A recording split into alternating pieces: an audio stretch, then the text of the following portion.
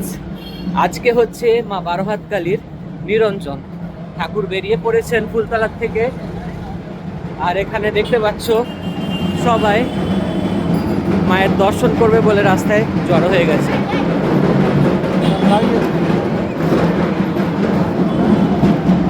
ঠাকুর আছেন আর একটু দূরে, তো চলো আমরা দেখে আসি। চলো।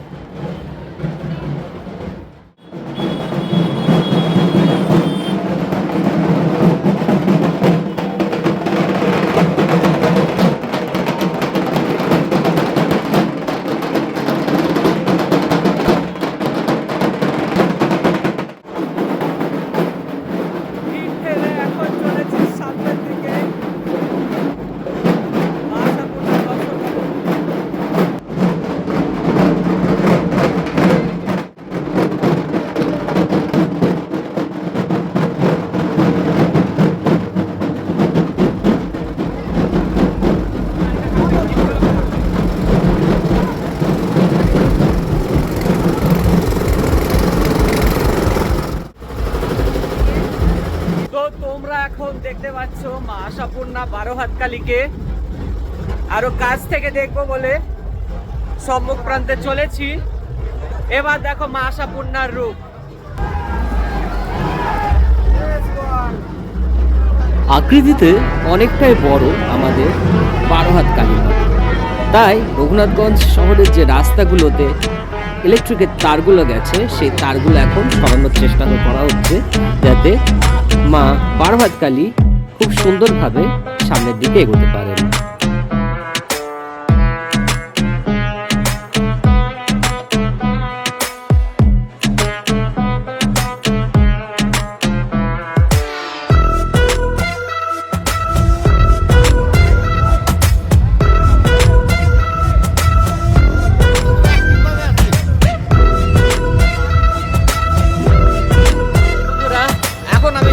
রঘুনাথগঞ্জের সদরঘাটে, আর রঘুনাথগঞ্জের রানীমা অর্থাৎ আশাপূর্ণা বারোহাত কালী মা সদরঘাটে এখন প্রবেশ করতে চলেছেন।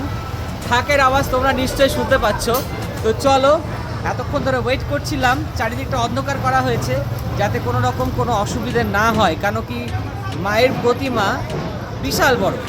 তো চলো এখন মায়ের দর্শন করবো, আর তার আগে বিশাল ঢাকিরা সব আসছে, ঢাক বাজাচ্ছে, তো অ্যাম্বুলেন্সটা পুরো এবার তোমরা দেখতে থাকো। এই হচ্ছে এখন সদরঘাট, ঘড়িতে বাজছে রাত্রির 10:05। চারিদিকটা অন্ধকার করা হয়েছে কারণ মাতৃ প্রতিমা বিশাল বড়, ইলেকট্রিকের তার বিভিন্ন জায়গায় বিভিন্নভাবে ছড়িয়ে ছিটিয়ে আছে, তো আসতে যাতে অসুবিধে না হয় তার জন্য এখন কারেন্ট অফ করা হয়েছে।